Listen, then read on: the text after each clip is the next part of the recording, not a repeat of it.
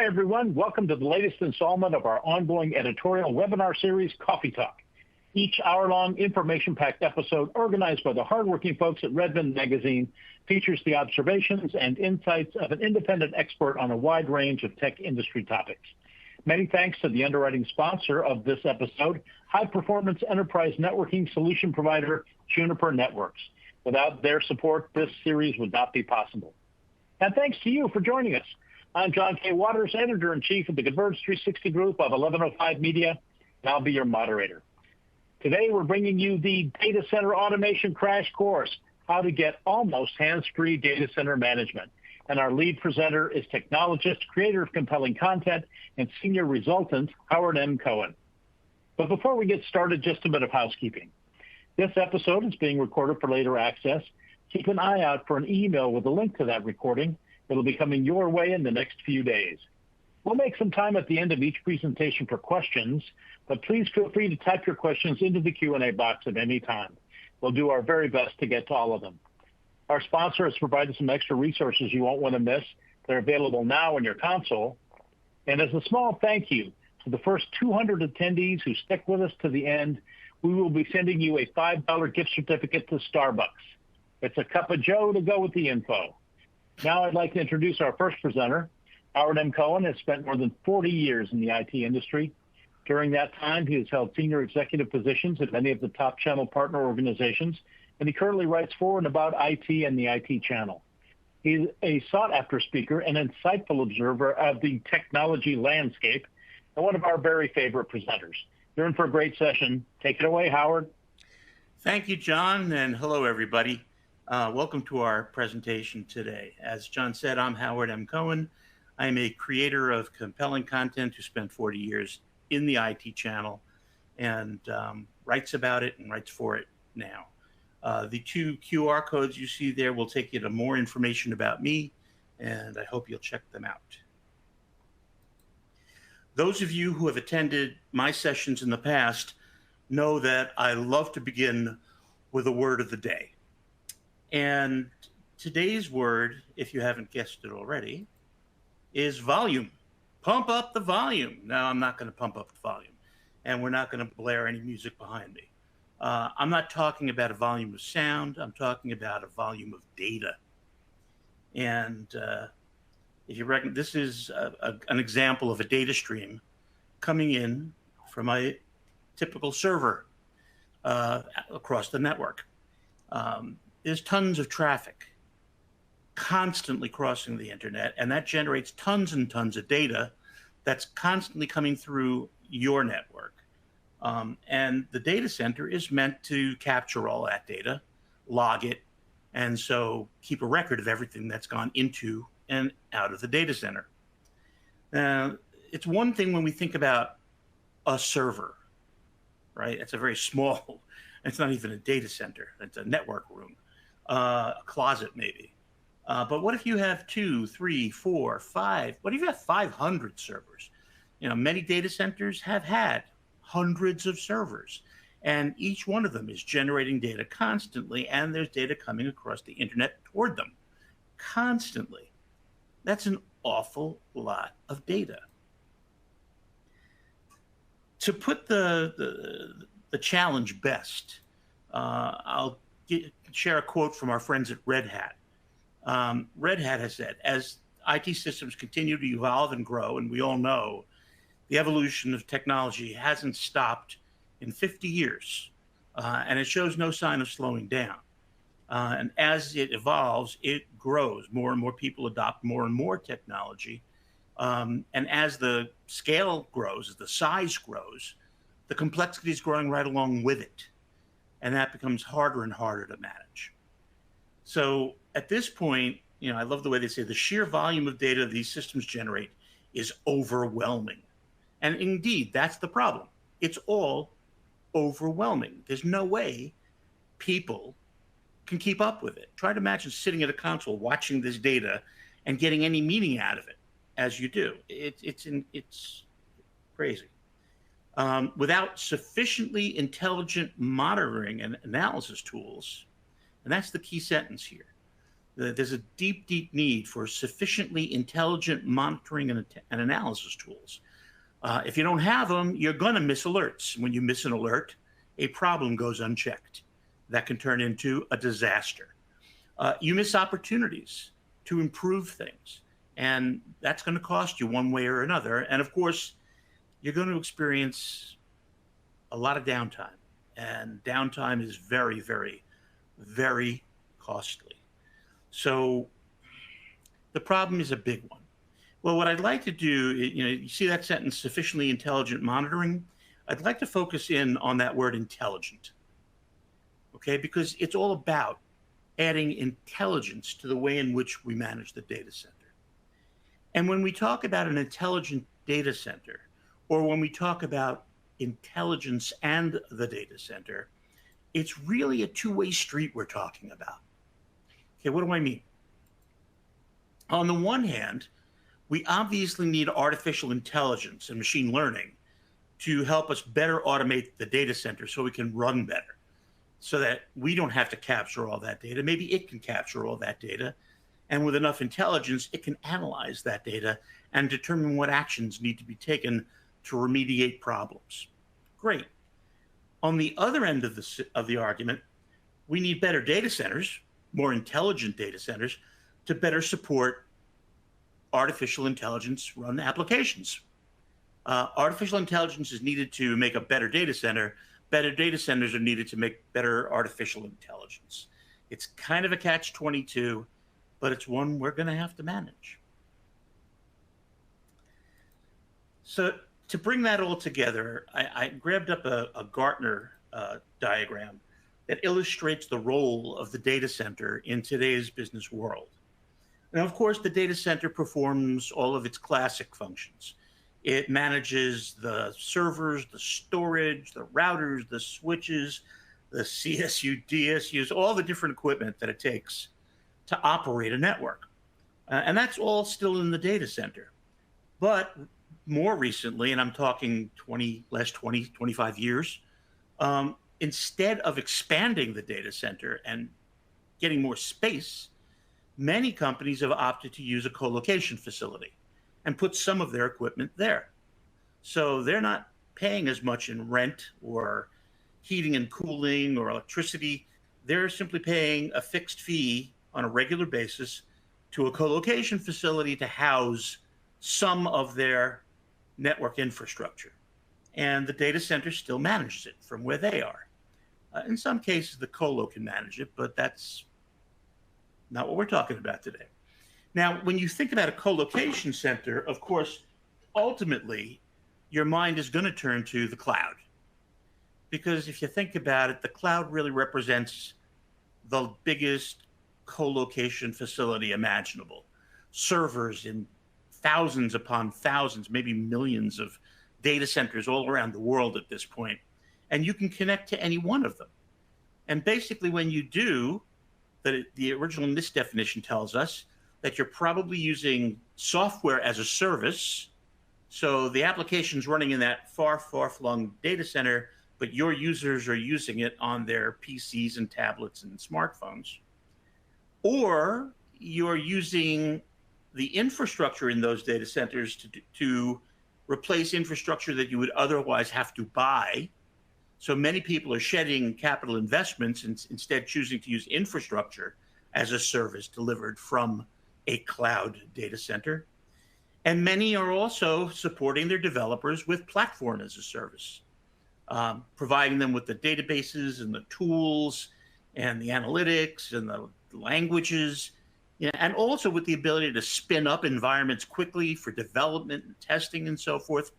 So the original three models that the NIST definition of cloud talked about, they're still deeply in use today.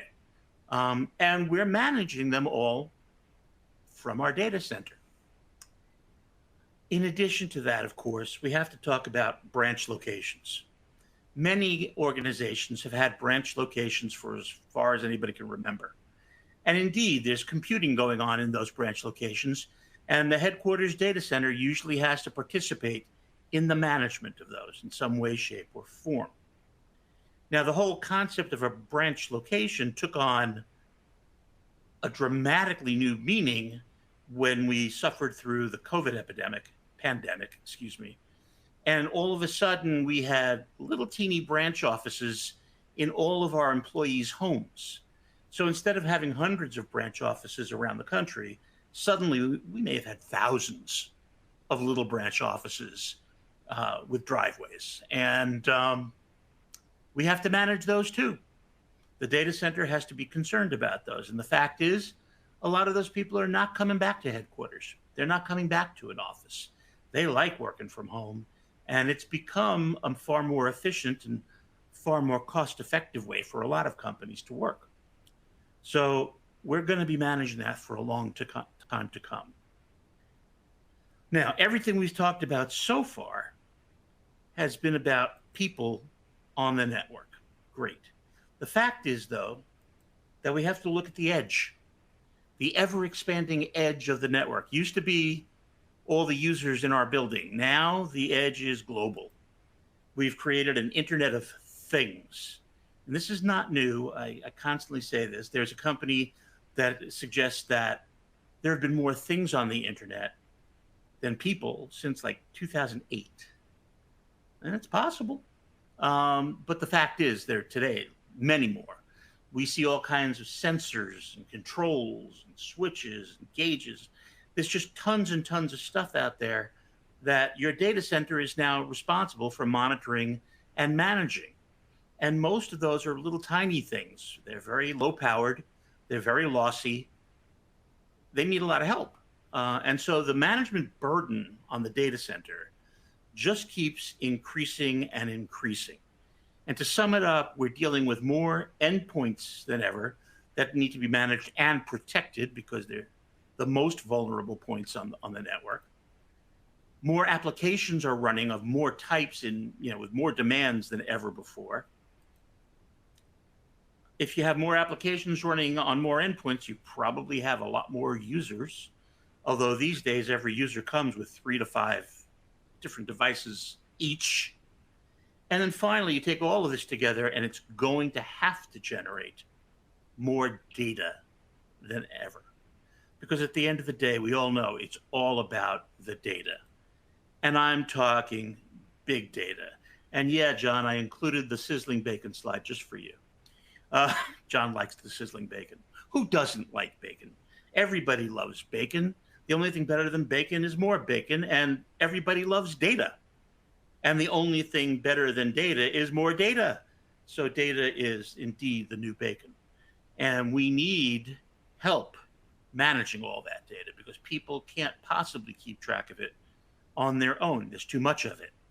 And so we're talking about how to engage artificial intelligence and machine learning to help us manage the data. Why artificial intelligence?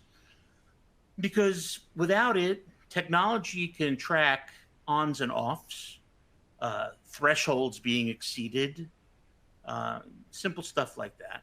But it can't detect relationships between things that have any level of subtlety. It can't interpolate or extrapolate. We need something that can really look at a pattern and read into that pattern what it means, what it's telling us. People can do that. People can interpret when they've seen the same pattern. They know how to recognize patterns. Well, so does artificial intelligence, except that artificial intelligence preserves it much better, remembers it much better than we can, and more of it, and can analyze much faster than we can.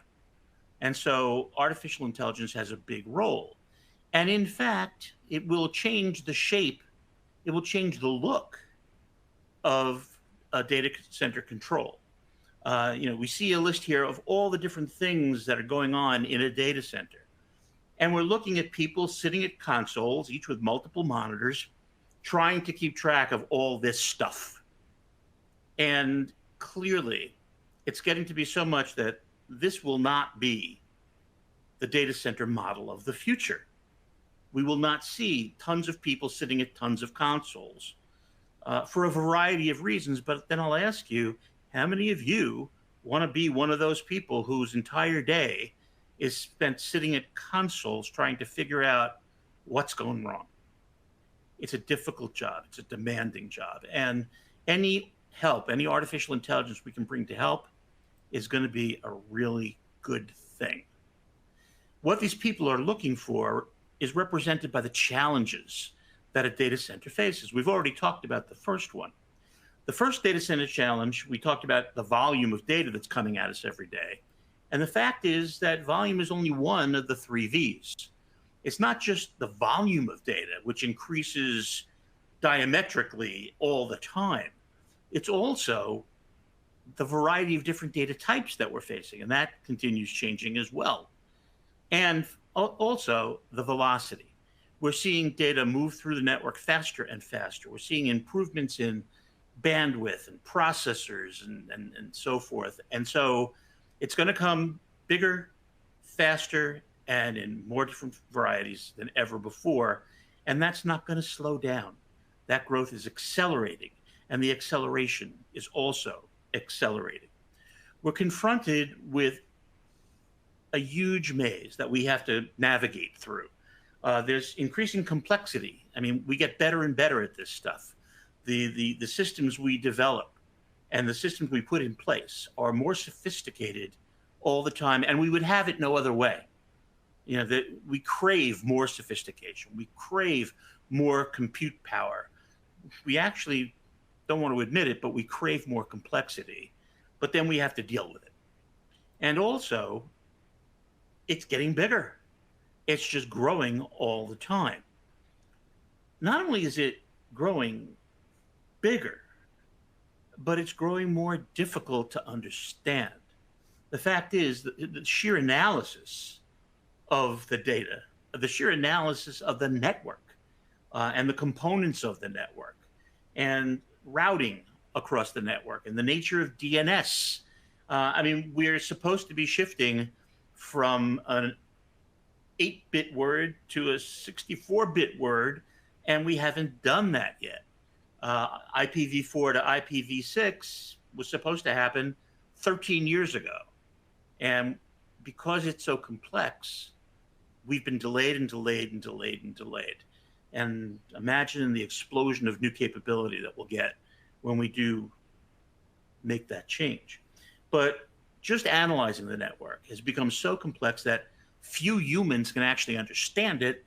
And that's why we need artificial intelligence, which can gather the data faster, analyze the data faster, identify patterns within the data, and give us some meaningful reports so that we can take some useful action.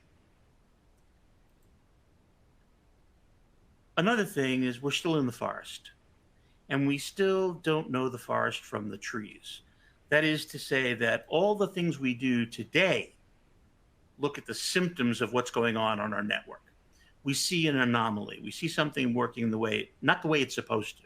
We see something coming in that's an unusual pattern that doesn't look like healthy data, or it resembles a signature that we've downloaded that we're comparing it against, because there are companies that are constantly detecting new signatures and sharing them with everybody, so that we have new signatures to compare with. That helps us identify symptoms. But the fact is that the more important identification is taking place under the ground, at the roots of the tree. That is, those are the causes, the things that are causing the symptoms we see. And the fact is, were we able to identify one cause and correct it, we'd solve for dozens of different symptoms. So it's a much more efficient way to proceed to really focus in on the causes than it is to focus in on the symptoms that are currently visible. Bottom line, you've all heard the phrase, we need to improve root cause analysis. We need to deepen, excuse the pun, we need deeper root cause analysis than we have today to help us get to a place where we're knocking down those symptoms faster than we ever have before. Okay, so once again, everything we're talking about so far talks about the way in which people are using the network, using the internet, and the way the data center supports them. We can't leave out the edge. The edge has gone global. Literally any one of us can put edge devices literally anywhere if it can connect to the internet. And so we have these packets of different kinds of devices that we're deploying in all kinds of places. And there may be a whole bunch of sensors coming back to a concentrator that connects back across the internet to your data center. And as I said before, those are crappy little devices. They're very, very small. They're mass produced.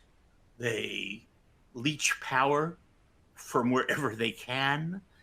They tend to lose packets by the droves. They're hard to manage. But our data center has to take them on. And the bigger the edge gets and the more we try to reach across that global edge, the more difficult it's going to become for us to keep track of all that. Yeah, so we have to deal with the constantly expanding network edge.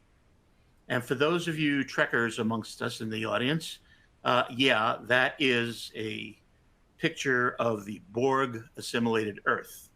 So you don't have to wonder about that anymore. Another challenge, or two other challenges that face us, are cybersecurity and compliance. Another thing that's increasing every day out there in the wild, woolly world of the internet is that there's an increase in security threats and an increase in compliance requirements. We're being victimized both by the internet itself, where bad actors, cyber criminals of all kinds, are launching new kinds of campaigns, new kinds of assaults. And we're victimized by the government, which is constantly inflicting new regulations upon us. And I'm sure for all very good reason. But the fact of the matter is that this is not one problem. This is two completely separate problems. For example, it is conceivable that you are fully compliant with all the regulations that your company is subject to. Congratulations, that's great. Doesn't mean that you're totally secure or even secure, very secure, secure at all. You know, the fact is that fulfilling regulatory compliance involves making sure that people are doing what they're supposed to do, and computers are doing what they're supposed to do, and everything in your operation is doing what it's supposed to do the way it's supposed to do it and operating within the confines of the regulation. That really has nothing to do with security, and very little to do with security. There's plenty that still has to be handled on the security side. And similarly, you may have the best imaginable security going on in your organization. It has no bearing upon whether or not you're really secure, you're really compliant with all your regulations. So security and compliance, two big challenges that you're facing, in addition to all the performance challenges and the operational challenges and so forth.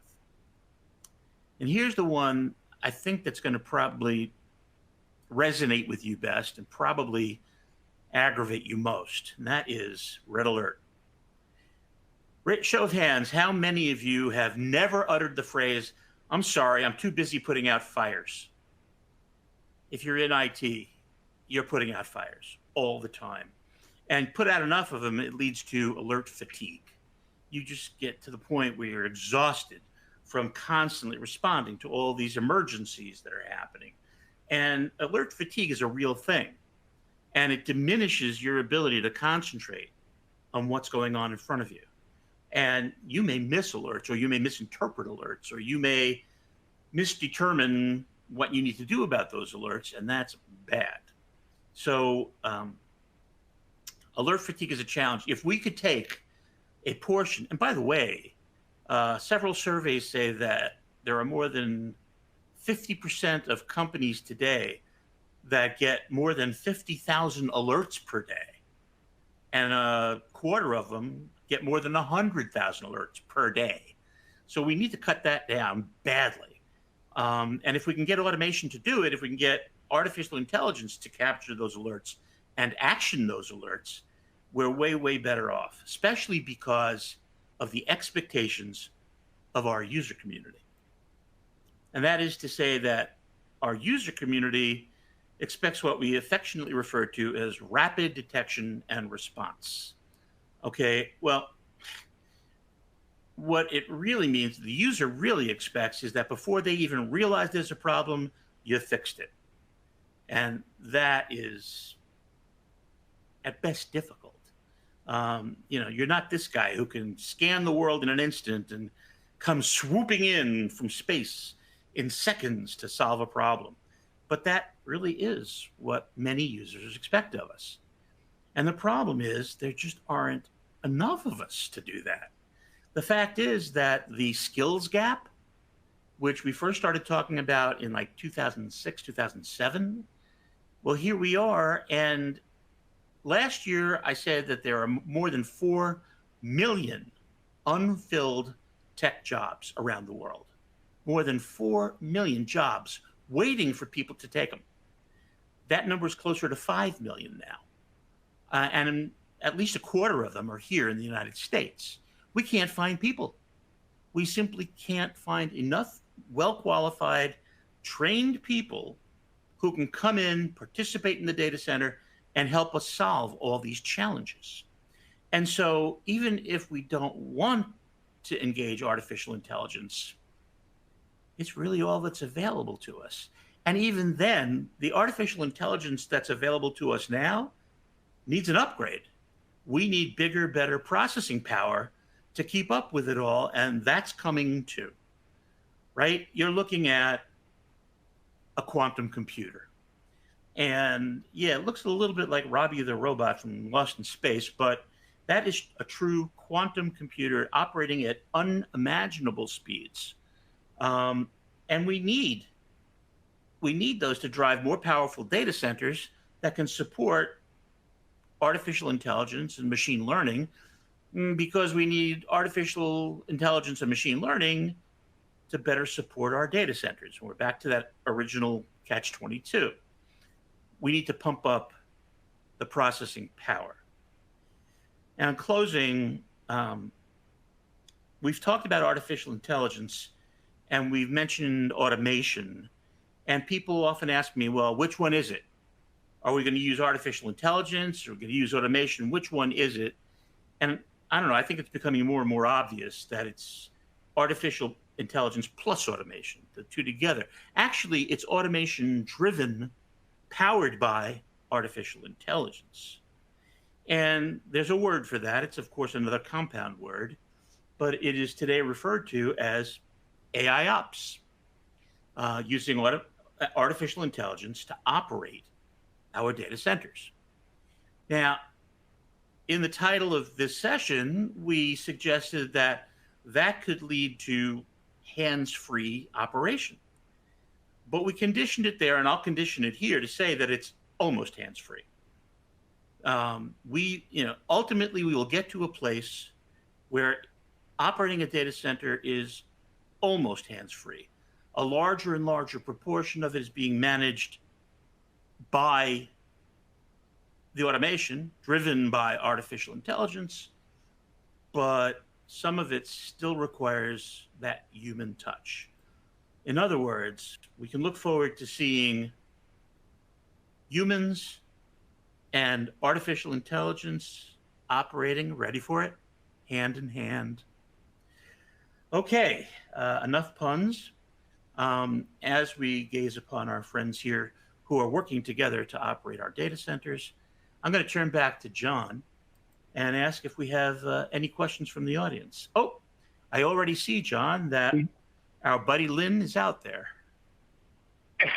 Shall we start with Lynn? Sure. Hi, Lynn. Welcome. Lynn is a frequent flyer. Just to remind everyone that they can type their questions into the Q&A box at any time. We'll do our best to get to all of them. Lynn is wondering, can you provide insights into the common challenges organizations face when transitioning to automated data center management and how they can overcome these challenges? And for once, Lynn, I can say yes, I can answer that. It's not a book-length novel, so let me try. Basically, I think that incorporating artificial intelligence into a data center is like any other application we develop. That is, we do it step by step. We look at the low-hanging fruit, and we solve those problems first. And then we get up higher in the trees and solve those problems and so forth. We get more sophisticated as we go. But I also think we really need to look out into our IT world. Later this morning, you're going to hear from a developer. I'm going to use that as the right, I think it's the right word, who has invested a tremendous amount in creating and providing the kinds of tools we'll need to automate our data centers. And the kind of extensive research I think you're thinking about, they've already done. And it's reflected in the quality of their products and in the scope of their products. And you'll hear more about that very shortly. But I do think that it's like the journey of 1,000 miles begins with a single step. I think that's absolutely applicable here. You start off by automating the things that you can, the simple things, and then you let that teach you what can be automated next, and what can be automated next, and what can be automated next. I will say that partnering with a partner like our sponsor today can accelerate that curve for you tremendously. And that would probably be my best answer to your question today, Lynn. And thank you for the question.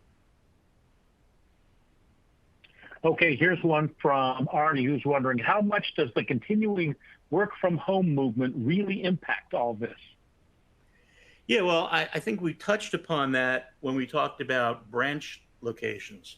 The fact is that your attack surface has been redefined, or your threat surface, if that's what you like to call it.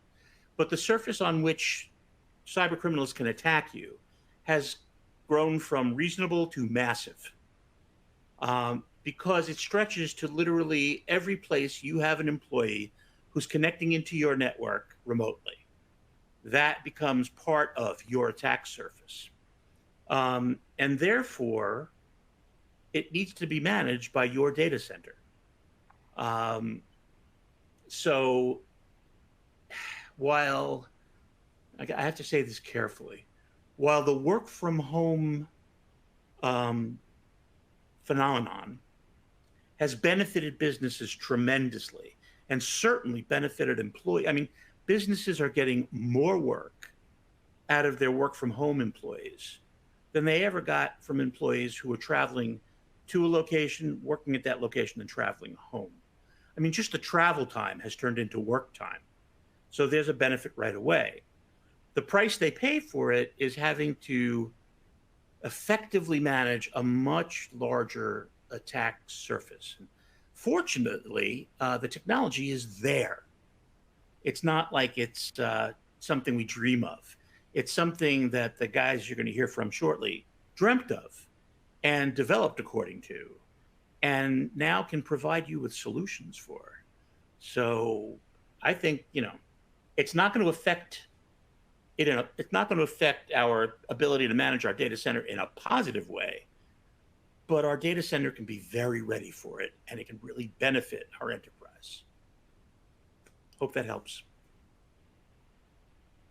Okay, I think we can squeeze in one more question. This is from Steve, who's wondering, will data centers themselves ever become obsolete? Oh, the obsolete question. I was thinking about doing a new column, a new series called Future Obsolescence. It's I get questions like that all the time. Do you think this will ever be obsolete? Do you think that'll ever be obsolete? And data centers. I think as long as there's cloud, there will be data centers running those clouds, because when you come down to it, the definition of a cloud is a data center or data centers that are providing a specific service. And so when I hear cloud, I see data centers. In terms of, will data centers owned and operated by companies ever become obsolete? I think most of those companies are hoping so.